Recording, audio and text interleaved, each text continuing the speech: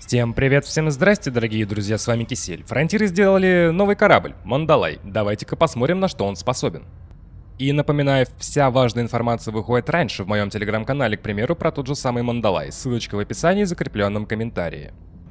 Позиционируется этот корабль как исследователь, но не все так просто. В плане исследователя это просто топ, безоговорочно. А если учесть его топливную и тепловую эффективность, то это король ускоренного гиперкруиза. Он ест там всего лишь 400 килограммов в секунду и не греется, и его не колбасит.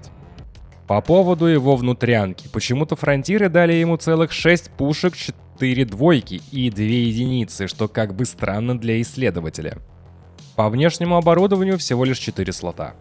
Ну, как у Крайта МК-2, как у обычного Питона, у Фантома, понятно. По основному оборудованию все 5-го размера, кроме 4-й системы жизнеобеспечения. Да, распределитель тоже 5-го размера, это плохо, у Фердиланса, если что, 6-го. А у Крайта МК-2 7-го, как у Каттера и у Type 10-го. А по дополнительному оборудованию у нас тут раздолье. Как-никак 10 слотов в следующих размерностях. 6, 5, 4, 4, 3, 3, 2 и 3 единицы. Действительно много чего можно будет сюда напихать. В исследованиях вы сможете выжать из него 90+, ну 90 даже с половиной световых лет за прыжок, но в более комфортных реалиях будет меньше, в районе 80-85 световых лет за прыжок, в зависимости от фита, который вы соберете. Естественно, с инженерами.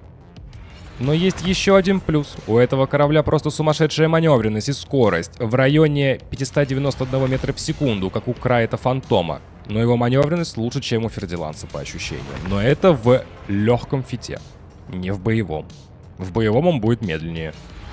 Если попытаться сделать его боевым кораблем, то, внимание, щитов будет целых 2000, а корпуса 5000 единиц, что очень и очень не слабо для исследователей корабля, который за внутриигровую валюту будет стоить 19 миллионов кредитов.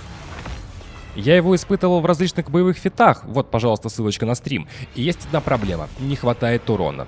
Если вы будете тупо драться в кольцах с пиратами, его, конечно, хватит, и с головой. Но, скажем, высокие зоны конфликта это уже будет немного грустно. А в ПВП его победит, думаю, даже Крайт МК-2. Про Фердиланс и Питон МК-2 речи даже не идет. Но на Таргоидов он будет неплох, особенно с гауссовками стражей. Именно поэтому я не стал снимать, как Мандалай бьется против всех, так как это будет, ну не то что избиение, но мы закончим довольно быстро. Могу сказать так.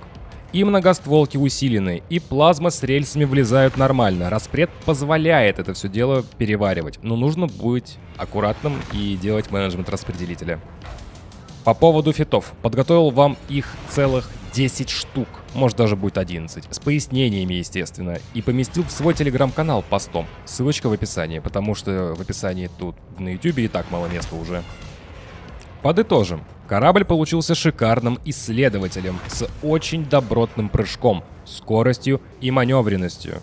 Другие средние корабли-исследователи больше не нужны, да и Анаконда тоже в принципе. Но если рассматривать его как боевой, я бы выбрал другие корабли. Поэтому, если вы не знаете, какой боевой корабль выбрать и какой фит собрать, целый плейлист элитных обзоров вас ждет в описании. С вами был Кисель, всем до встречи и пока-пока. Увидимся в космосе.